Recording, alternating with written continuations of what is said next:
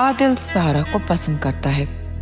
भाईजान ने शादी तय कर दी है और ये शादी रुकवाने जिंदा होकर आ गई है। शादी तो रुकवाना मैं भी चाहती हूं, तो अब मैं क्यों बुरी बनूं? अब जो करेगी शाजिया करेगी। क्या कर रही हो फरहत? क्या हुआ मामा? बेटा आहिस्ता चलाओ, मुझे चक्कर आ रही है। पापा अब आप सीधी होके बैठ जाओ वरना आपके बाजू में और दर्द होगा।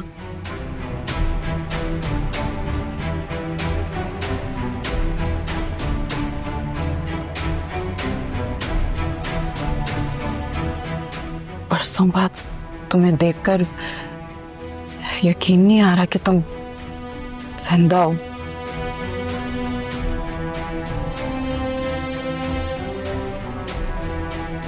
सारा बेटा कहाँ से ढूंढा अपनी मामा को?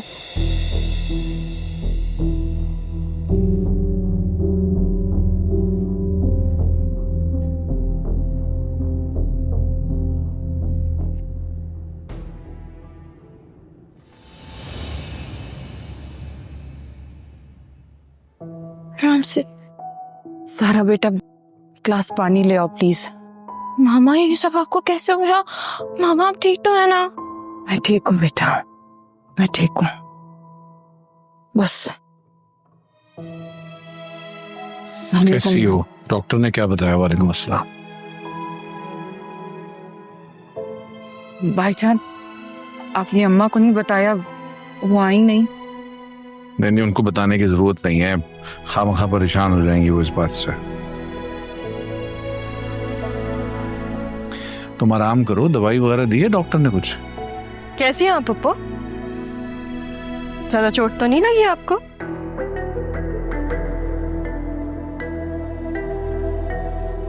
तुम? ज़ारा मजहर।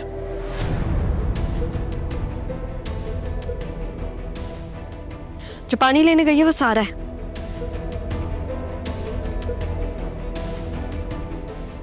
मैं वो एक हूं जिसको आपने मम्मा को दिया था।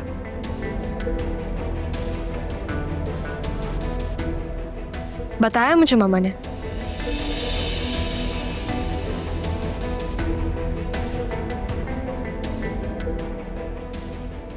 अच्छा मामा, डॉक्टर कह रहे थे कि आपको आराम करना चाहिए, तो हम अंदर चले जाते हैं। हाँ आओ, मेरा ख्याल है तुम आराम करो अपने रूम में जाके। सबल गुड।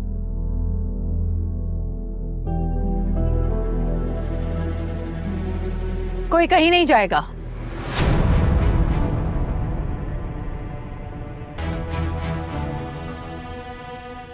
जो भी बात होगी अभी होगी।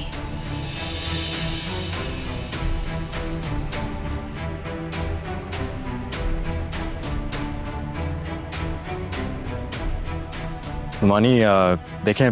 मैंने आपसे कहा है ना कि मुझे इस नाम से मत पुकारा करें।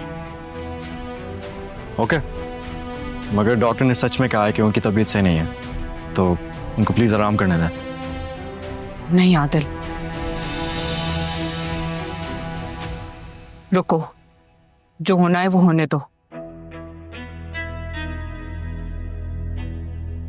ये तो अच्छा है कि आज मुझे अपनी सफाई देने के लिए मौका मिला है।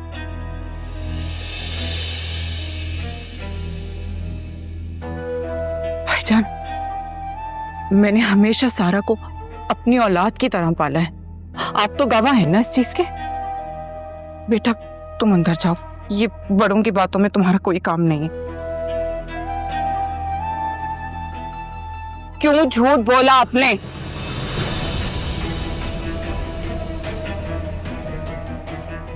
क्यों झूठ बोला? झूठ तो आपने बोला था।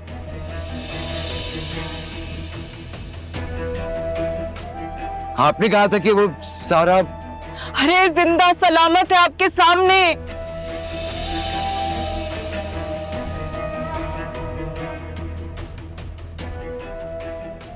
बेचारी बच्ची कमजोर थी, बीमार थी, मैंने उसे मां की तरह पाला है।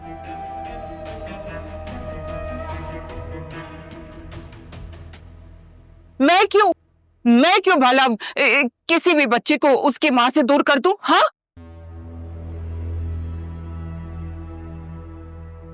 तौबा तौबा तौबा, इतना बड़ा झूठ, इतना बड़ा फरेब और इल्जाम मुझ पर डाल रहे। मैं तो शुक्र करती हूँ कि सारा जिंदा है।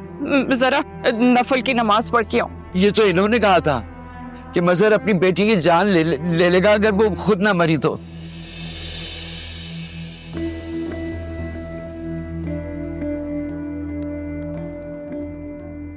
ये झूठ बोल रही है। जैसे आपने मुझसे कहा था कि शाजिया ने खुदकुशी कर ली है, वैसे ही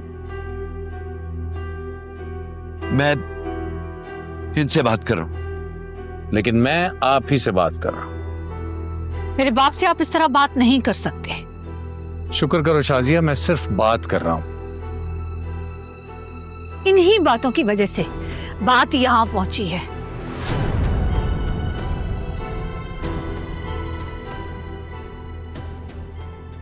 कि ये सब बातें बाद में प्लीज हो सकती हैं। क्या हो गया आप लोगों को?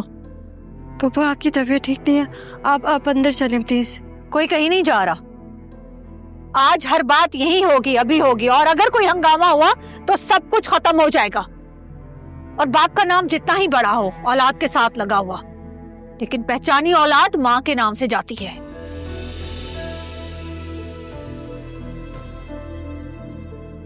अगर मैं एक इशारा करूं ना, दोनों बेटियां मेरे साथ खड़ी होंगी। धमकी दे रही हो? यही समझ लो अब। अरे मैं तो आपको जानती तक नहीं थी। आपने खुद मुझे आके बोला कि आप शाजिया के बाप हैं, वरना मैं किसी माँ को उसकी औलाद से क्यों छीनती? मेरी तो खुद 3 औलादें हैं। मैं तो जानती हूँ ममता का दुख। आप तो बूढ़े हो गए हैं, आपको क्या याद होगा कि मैंने उससे क्या कहा और आपने क्या कहा?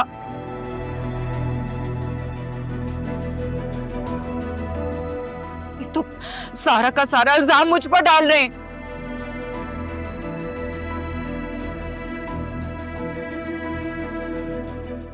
भाईजान ये तो कहकर गए थे कि अच्छा हुआ आपकी नस्ल खत्म हो गई।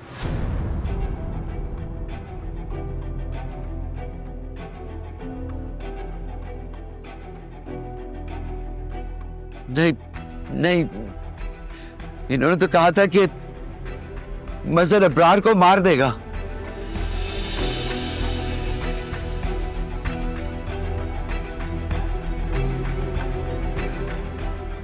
ये सब झूठ है बेटा। तौबा तौबा, मैं क्यों ऐसी बात करने लगी? मेरे भाई ने तो इतने गुस्से में आज तक शाजिया पर हाथ भी नहीं उठाया। सच सच बोलो शाजिया, ऐसा है कि नहीं है? कभी मेरे भाई ने तुम पर हाथ उठाया कि नहीं?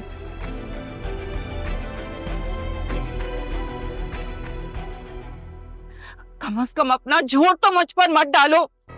पहले भाईजान से झूठ बोला, फिर अपनी बेटी से झूठ बोला। भाई शाजिया, जैसे तुम इस घर से भागी थी, कोई भी गैरतमंद इंसान होगा उसको गुस्सा तो आएगा ना। भाईजान को भी इसी वजह से तुम पर गुस्सा था।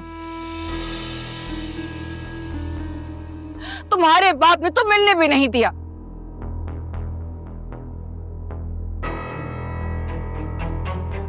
और इनके झूठ की वजह से मेरी सारा बिन मां पली है। नाना मियाँ याद करें आप। लोग आखिरी उम्र में आके सठिया जाते हैं, क्या ढंग से याद होगा अब इन्हें।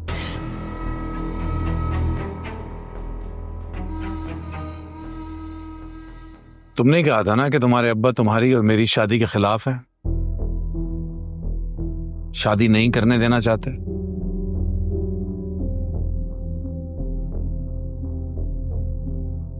तो बस फिर क्या ये समझना गलत है कि इन्हें मौका मिला तो तुम्हें और मुझे अलग कर दिया?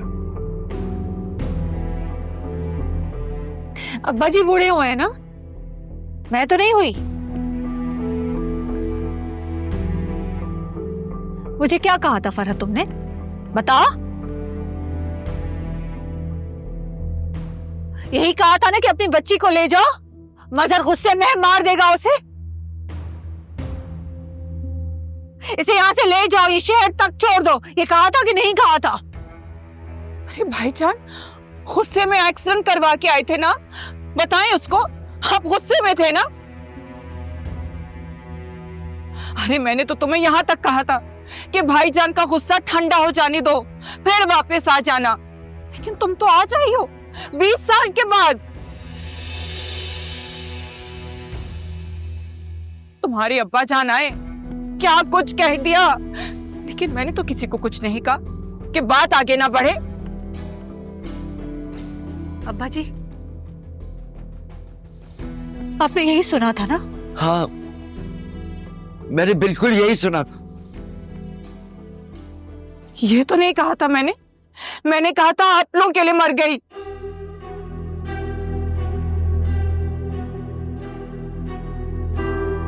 देखिए भाईजान, इस दिन के लिए मैंने आज अपनी सारा को पाला, आपकी बच्ची को पाला, कि मुझ पर ये इल्जाम आएगा, ये सलाह मिल रहा है मुझे आपकी बच्ची पालने का।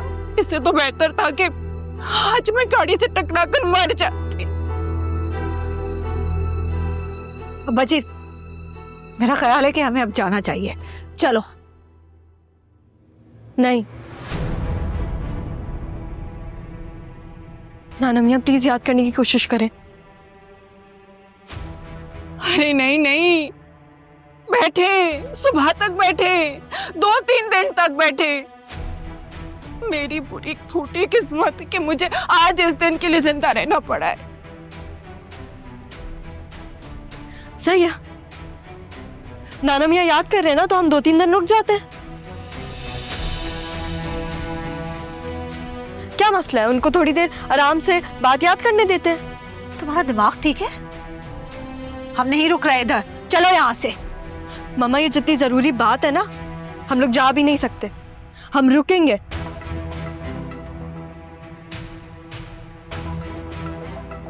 मैं जितना जानती हूँ नाना मियाँ को, वो ये वाली बात अधूरी नहीं छोड़ेंगे, है ना?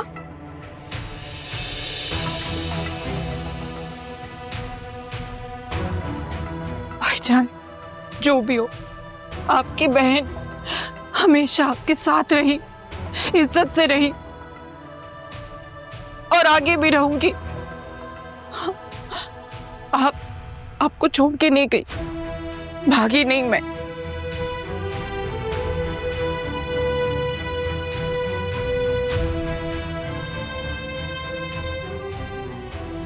मामा, मामा मेरी बात सुने, आपको मेरी बात सुननी पड़ेगी। सुने मेरी बात। मुझे कुछ नहीं सुनना ज़ारा, हम यहाँ नहीं रहेंगे। लेकिन हम यहाँ से कहीं जाएंगे भी नहीं। बस बहुत हो गया तमाशा ज़ारा। पहले तुम्हारे बाप से, फिर तुमसे जिंदगी डर के गुजारी है मैंने, अब नहीं। हाँ तो फिर बताना था ना सच आपको, शुरू से मुझे बता देती, क्या चला जाता आपका। आपका डर मामा आपकी तरह कमजोर है, मैं कमजोर नहीं हूं। नाना मियाँ ने मुझे ऐसे बड़ा नहीं किया। मामा सोचे, अगर नाना मियाँ को सच याद आ गया और पप्पू झूठ बोल रही हैं, सोचें क्या होगा। लेकिन जिंदगी किसकी खराब हुई? आपकी। आपको क्या मिला? दुख, तकलीफें, दर्द, सब अपनी अपनी जगह खुश है, लेकिन अगर कोई एक इंसान है जो खुश नहीं है, वो आप है मामा। वहां जाके आपको क्या मिलेगा? यहाँ आपको आपकी बेटियां मिलेंगी, क्या ये काफी नहीं है आपके लिए? अब्बा कहाँ है? ऊपर। अब्बा,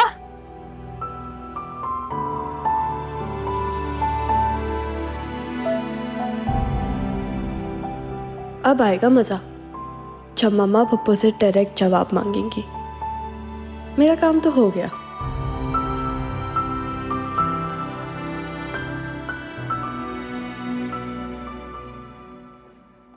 शाजिया, 1 मिनट रुको। 20 साल बहुत होते हैं मजहर साहब, आप रोकने का अख्तियार खो चुके हैं। इख्तियार तो बहुत है मेरे पास, अभी तक निकाह में हो तुम। मैंने निकाह में हूं और पहली बीवी हूं। ना भूली हूं ना भूलने दूंगी।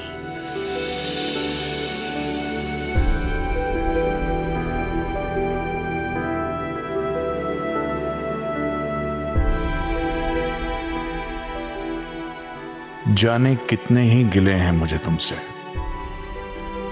रोज एक गिला भी करूं तो तुम्हारी तरफ सदियों का हिसाब निकलता है। ये क्या किया आपने अप्पा जी? ये क्या किया? मुझसे सब कुछ छीन लिया, क्यों? तुम्हें लगता है कि मैं झूठ बोल सकता हूं? आप मेरी मजहर से शादी के पहले दिन ही खिलाफ थे। किस तरह की बातें कर रही हो तुम? क्या तुम्हें याद है कि किस तरह ज़ारा को सीने से लगाए हुए तुम मेरे पास पहुंची थी? किस हालत में आई थी तुम मेरे पास? या तुम्हें मैं ये भी याद दिलाऊं कि तुमसे क्या कहकर उसने वहां से भेजा था? उस वक्त मैं सिर्फ अपनी बेटी को बचाना चाह रही तो थी। मैं भी तो अपनी बेटी को बचाना चाह रहा था। लेकिन सारा तो जिंदा थी। वो किसके मरने की बात करी थी, थोड़ा तो याद करें आप। जो मुझे याद था वो मैंने बता दिया। हो सकता है उसने आपकी बेटी मतलब मेरे मरने की बात की और आप कुछ और ही समझ बैठे।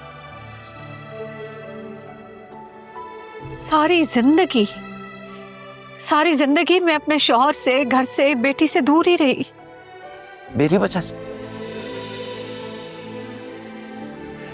वजह से दूर रही। तो मजहर की बीवी तो तुम अब भी हो, रह लो यहाँ। मैं यहाँ नहीं रहना चाहती। और वो यहां से जाना नहीं चाहती। इस बात को तुम जितनी जल्दी समझ जाओ तुम्हारे लिए बेहतर होगा। ये नहीं हो सकता। मैं उसे यहाँ नहीं छोड़ूंगी, बल्कि मैं अपनी दोनों बेटियां लेकर जाऊंगी। चाहे कुछ हो जाए, कहीं भी चली जाऊंगी, दोनों को नहीं छोड़ूंगी। मैं नहीं जानता कि तुम्हारी बेटियां तुम्हारे साथ जाएंगी या नहीं, मगर मैं आज ये बात जान गया हूं। तुमने मुझे कसूरवार ठहरा दी। 20 साल जो शख्स तुम्हारे दुख दर्द में शरीक रहा, तुमने उसे कसूरवार ठहरा दी। यानी गलती मेरी थी। मैं नहीं समझा कि वो औरत मुझे क्या समझाना चाह रही थी। जी ऐसा नहीं है। अपनी औलाद को बचाने के लिए जो मैं कर सकता था वो मैंने किया। अगर मेरी गलती है तो माफ कर देना मुझे। अप्पा जी, माफ कर देना मुझे।